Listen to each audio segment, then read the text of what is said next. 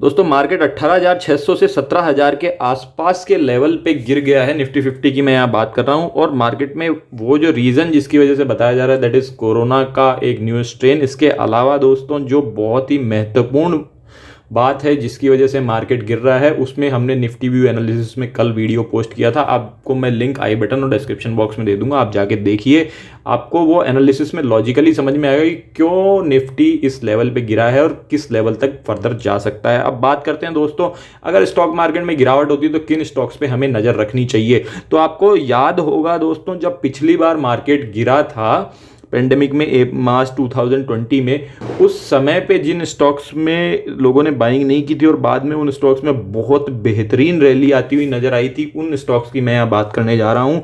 तो इन पे आपको विशेष ध्यान रखना है। उनमें पहला स्टॉक है दोस्तों सीडीएसएल की मैं यहाँ पे बात कर रहा हूँ। दोस्तों अगर आपको ने देखा होगा तो ये लगभग मार्च की बात है जब ये स्टॉक 212 रुपए के प्राइस पे ट्रेड कर रहा था।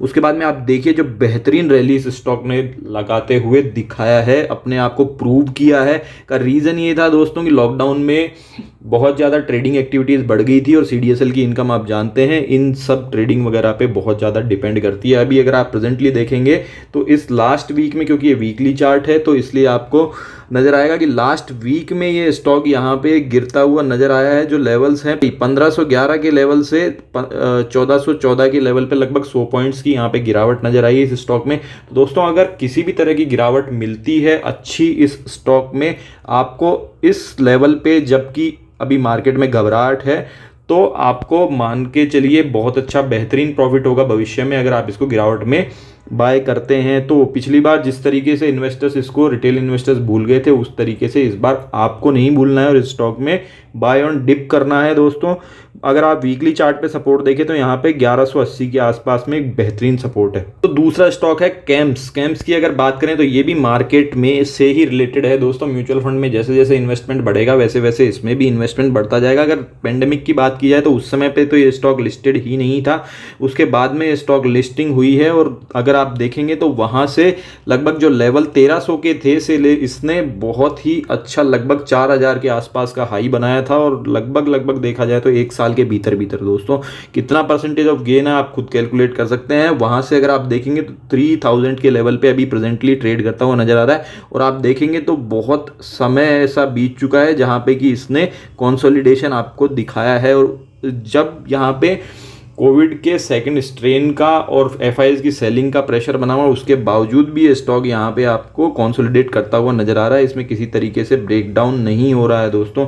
तो अगर ये स्टॉक ब्रेकडाउन देता है तो मान के चलिए आपको बहुत अच्छी बाय ऑन डिप की अपॉर्चुनिटी मिलेगी। और ये स्टॉक वैसे हैं जैसे जैसे स्टॉक मार्केट में इन्वेस्टिंग बढ़ती जाएगी, जो कि पॉपुलेशन से रिलेटेड है। इंडिया की पॉपुलेशन आप जानते हैं इंक्रीजिंग ट्रेंड पे है, उसी तरीके से यहाँ पे बेरोजगारी भी इंक्रीजिंग ट्रेंड पे है, ट्रेडर्स की संख्या बढ़ती जाएगी और स्टॉक में बहुत ही अच्छी ग्रोथ होना लाजमी है, जो कि फ्यूचर में आपको मिलेगी ही मिलेगी। अब दोस्तों पिछली बार जब पेंडेमिक में फॉल आया था तब मार्च 6 को और अप्रैल 3 को मैंने यहाँ पे एक स्मॉल केस बनाया था। किसी तरीके का स्मॉल केस का प्रमोशनल वीडियो नहीं है, मैं आपको जस्ट एक स्ट्रेटजी बताऊंगा दोस्तों कि अगर पेंडेमिक टाइप में या किसी भी तरीके से यहाँ मार्केट में शार्प फॉल आता है तो आपको किस तरीके से स्टॉक्स को बाय करना है। और आप देखेंगे इस चीज़ को तो आपको ये नज़र आएगा कि यहाँ जो मेरा परसेंटेज ऑफ गेन था, जो कि मार्केट अभी 8% से ज़्यादा ड्रॉप हो चुका है, के बावजूद यहाँ पे उस पोर्टफोलियो में ऐसे ऑल्दो बहुत से स्मॉल केसेस हैं, बट ये स्पेशली मैंने फॉल के लिए क्रिएट किया था दोस्तों। वहाँ पे रिटर्न देखेंगे तो 81.85% का रिटर्न आज भी है। ऑल्दो ये प्राइस बहुत कम है, बट दोस्तों आपको उससे नहीं समझना है, आपको यहाँ पे ध्यान देना है कि स्ट्रेटजी क्या है। दोस्तों अगर ये परसेंटेज ऑफ फॉल थोड़ा और होता है निफ्टी में तो ये यहाँ पे जो कि मेरा गेन लगभग कुछ दिनों पहले 100% से ज़्यादा का था, वो गेन आज लगभग 81.85% पे आते हुए नजर आया है। ये अभी कुछ और गिर जाएगा तो आपको पता है मैं हमेशा कहता हूँ कि बाय ऑन डिप करना चाहिए अच्छे स्टॉक्स में।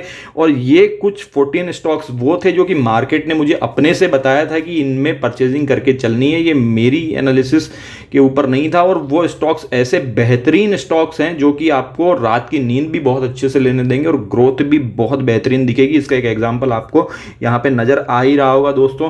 तो अगर यहाँ पे मार्केट में और फॉल होता है तो इस तरह के पोर्टफोलियो में इन्वेस्ट करने के बाद में आप हमेशा सोचेंगे कि जितना फॉल आए उतना बढ़िया है, क्योंकि इन्वेस्ट करने का बेहतरीन बार बार मौका मिलता रहेगा। लेकिन दोस्तों इस पोर्टफोलियो में हम बाइंग तभी करते हैं जब मार्केट बहुत अच्छा फॉल ले लेता है। तो अभी कुछ समय के लिए आपको इंतजार करना होगा, तब मैं आपको लाइव ट्रेडिंग करके इस पोर्टफोलियो के स्टॉक्स भी बताऊंगा और किस तरीके से मार्केट आपको खुद बताता है कि इन स्टॉक्स में आप इन्वेस्टमेंट कीजिए और चैन की सांस लीजिए और बहुत ही बेहतरीन रिटर्न पाइए जबकि मार्केट रिबाउंड करता है। तो थोड़ा सा इंतजार कीजिए दोस्तों, मार्केट को थोड़ा और गिरने दीजिए। लाइव ट्रेडिंग करके, लाइव इन्वेस्टमेंट करके आपको मैं दोस्तों बताऊंगा और स्ट्रेटजी भी आपसे डिस्कस करूंगा। किसी भी तरह की फाइनेंशियल इश्यूज पे क्वेश्चन करिए, कमेंट सेक्शन में डालिए, मैं उसका रिप्लाई जरूर करूंगा। बने रहिए आपके अपने चैनल फाइनेंशियल इंडिपेंडेंस के साथ। धन्यवाद।